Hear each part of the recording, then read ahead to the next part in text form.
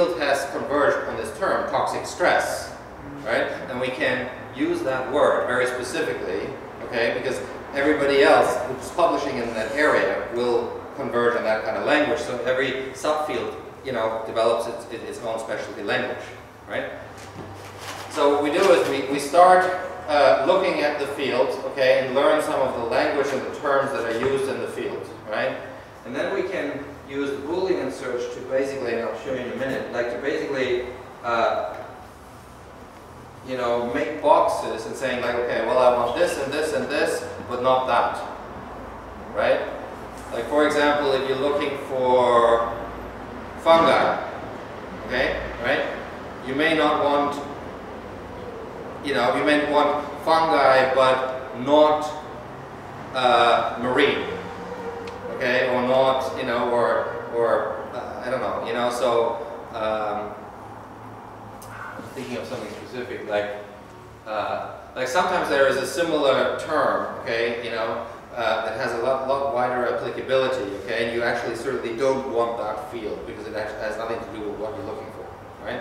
But anyway, so the point is, you know, you can you know, then narrow this down, so like you have 1,000 papers here, okay, so like, well, actually now I'm looking at that space without reading it necessarily, but saying like, I'm looking through the titles and the abstracts, okay, and say, okay, I can see these are all more or less, you know, working on this problem, okay. This is a problem that's interesting at the moment, okay, and you look at it in time, saying like, oh, they seem to have been really interested in that in the 1970s or whatever, but they seem to have maybe solved it by now. Okay, so you can do the same thing with patents, by the way, right? You can see just by looking at the pattern of the work that's been going on in the field or in this particular patenting area, right? You can get an idea of what the world might be working on, okay? And then you can do things, you know, and then you can start to segment this more, right? But it's not just about a segmentation, it's about like learning who is doing the relevant and has been doing the relevant work, right? Who are the people who contributed a lot to this field, right? So their students, for example, right? They're like if one professor, you know, in the 1990s contributed a lot, okay, then their students, whichever university they went to, they might have, you know, coming from that, and you can trace that, right? So let me show you, and you can also do the cited reference search. So let's, for example, do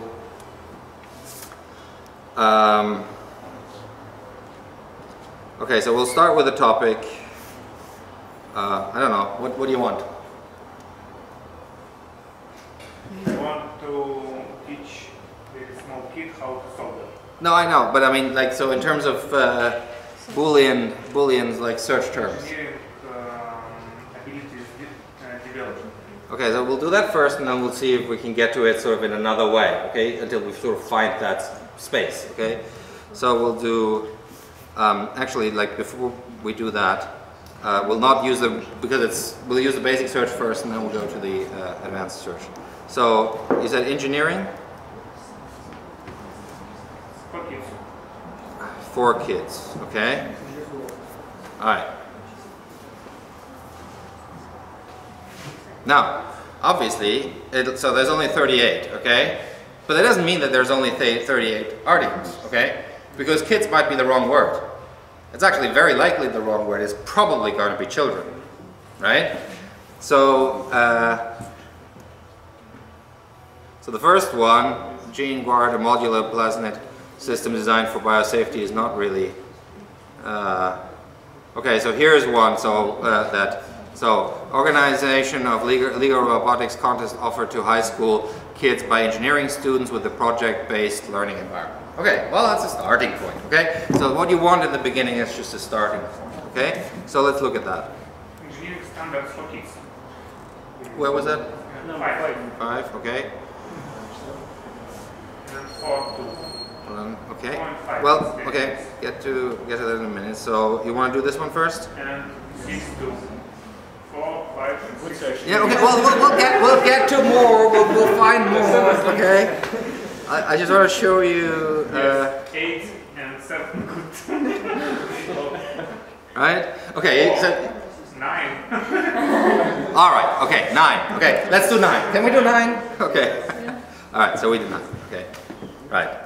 So, okay, so this one is in the Research and Education and Robotics Eurobot 2011. So 11. So that's actually not a journal article, but it's a conference. Okay. So International Conference on Research and Education in Robotics.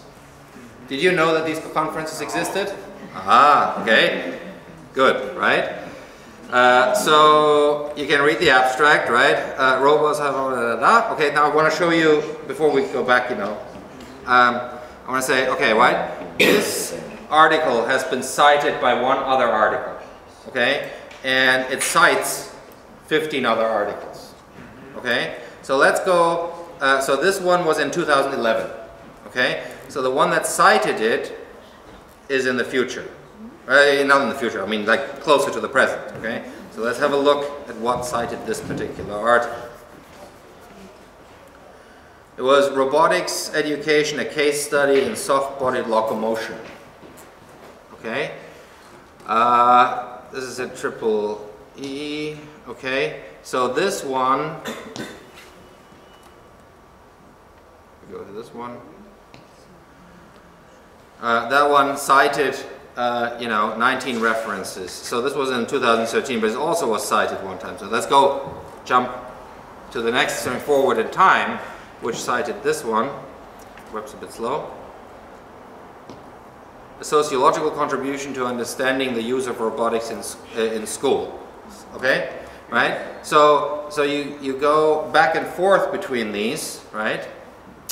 And so this one cited 22 references. So let's look at, now this was 2014, okay? So let's look at the, you know, what kind of work they were using, right?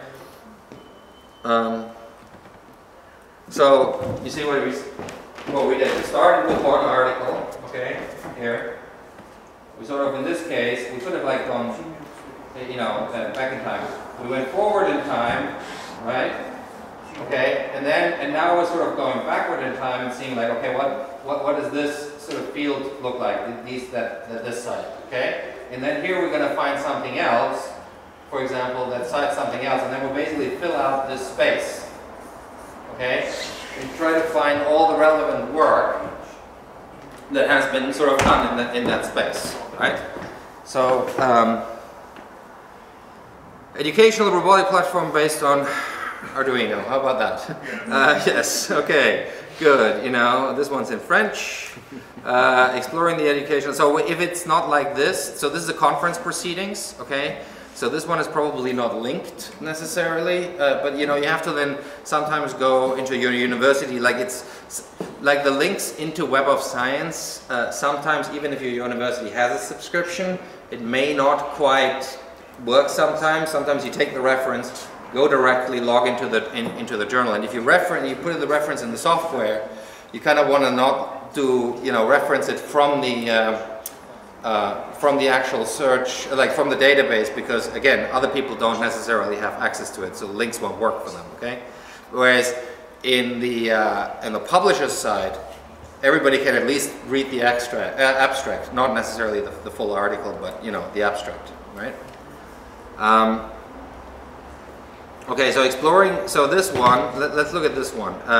Exploring the educational potential of robotics in school, a systematic review, okay? So now, this is actually, like we've now coincidentally got to something that I wanted to do anyway, a systematic review. So there's types of articles, there's what's called review articles, right? These can be very useful. They're not like normal journal articles. Normal journal articles are supposed to be original contributions to the field, right?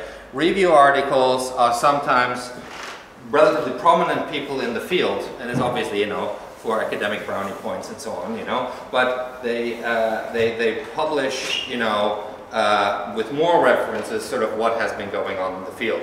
Usually review articles, this one only has, it's called review, I'm not sure if it's an actual review article.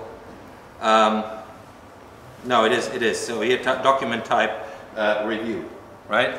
So in this Boolean thing, you can, for example, if the field is very large, you can just focus on the review articles.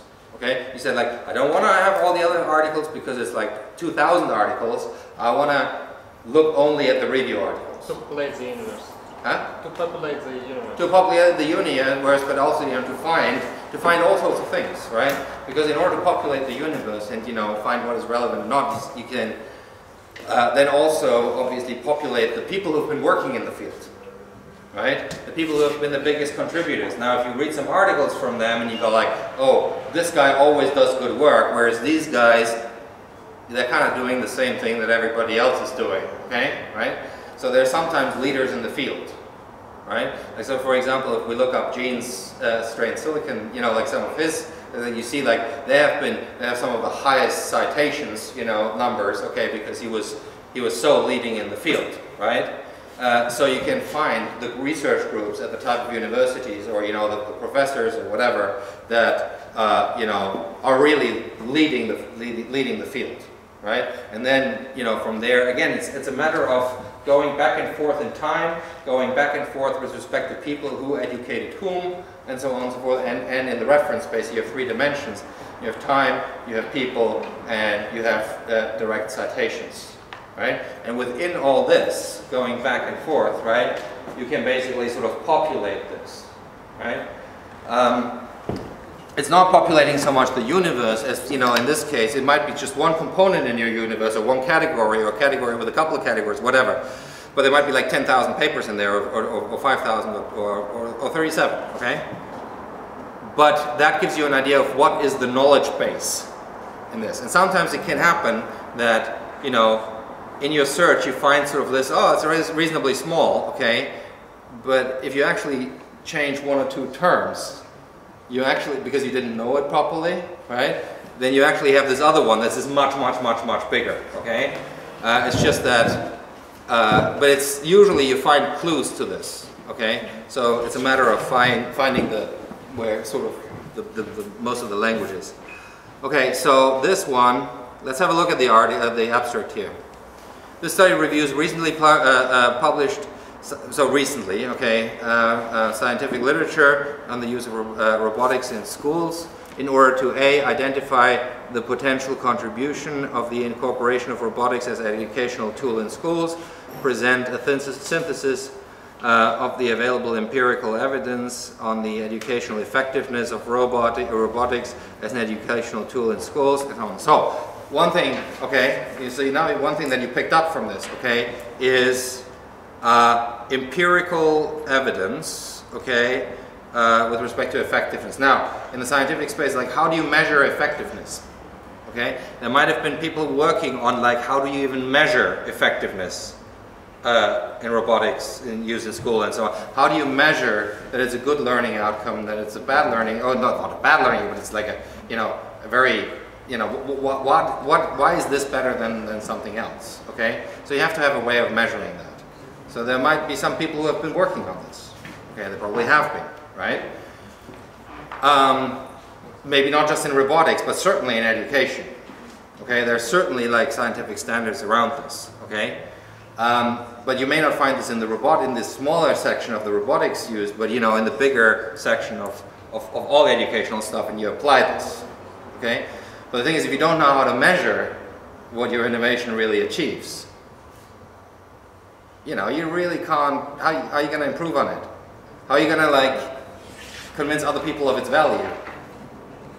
You can only say, like, oh, it's great, it's cool, kids love it. Well, nice, okay, right? But we're talking about, an innovation with big impact, hopefully. So you need metrics. You need to say, okay, you need to use statistics, like, and we'll get to that a little later, is the statistics like, like in medicine or something, okay, that are properly sort of accepted ways of measuring this, okay? So let's have a look at these 31 cited references, and then we'll move on to something else. Internet is a bit slow here.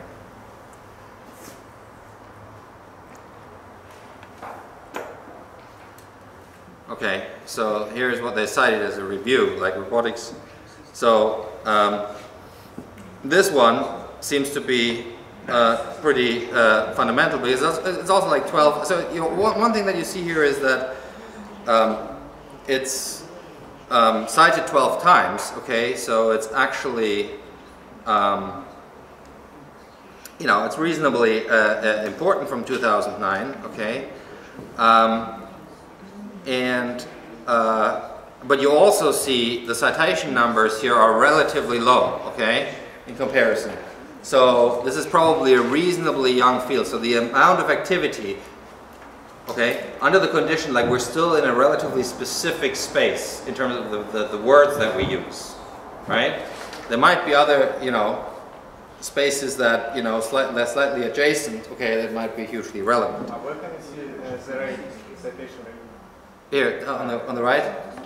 Like, it means that 12 other articles were based on this article. Well, 12. So you know, you write an article, and you know, you like just like you will do in your summaries, you put in the references in the text and you list them on the bottom. Okay. So this article was cited as, you know, as a basis of, if you like, by 12 other articles. Okay. So I mean, just to do a comparison, like let's say, for example, let's go back to the search and search for the author. Okay, or actually, you know what? Let's do an advanced search just to show you the methodology, because, so let's say AU author is equal to Sorry? yeah. Is it possible to look all articles from International Journal of Technology and Design in Education for this system? Okay, sure. I mean, so, but I mean that you can actually do directly. So, International Journal of Technology and Design in Education. in Journal of Technology. And Design in Education.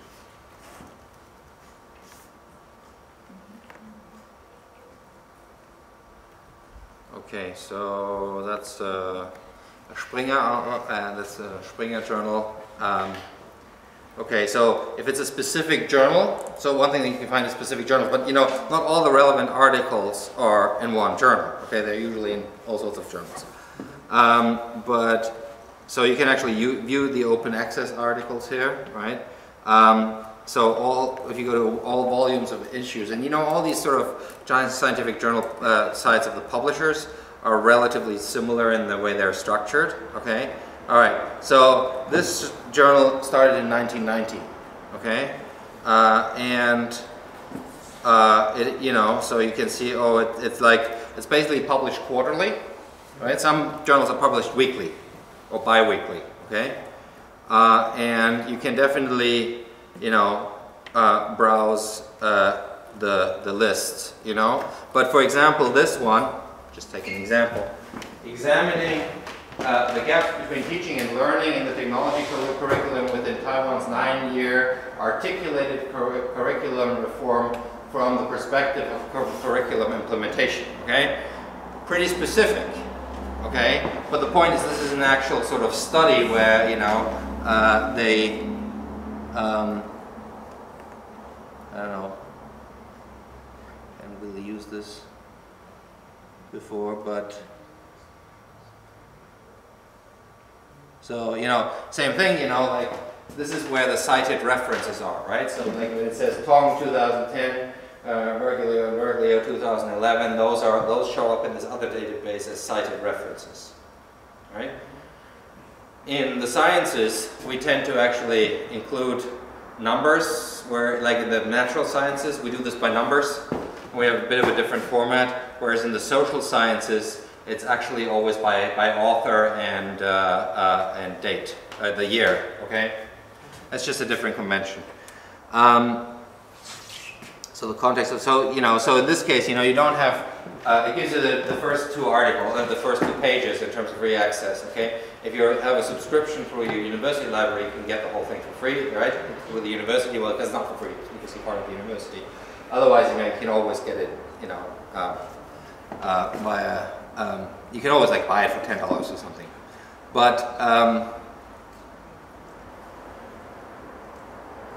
so it doesn't actually. Okay, but anyway, so you can find specific certainly journals and look through all the relevant things that way too, right?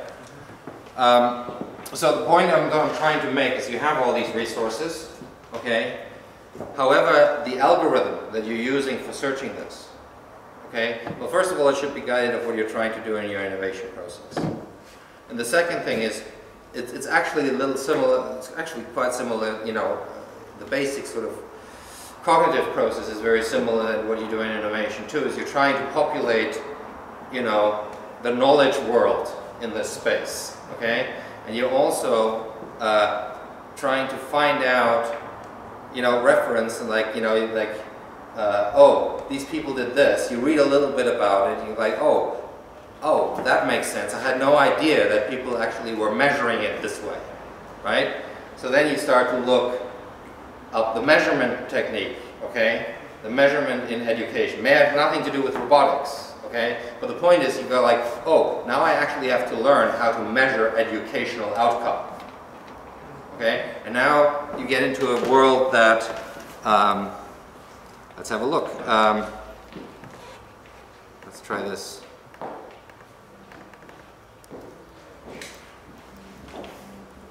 Measure.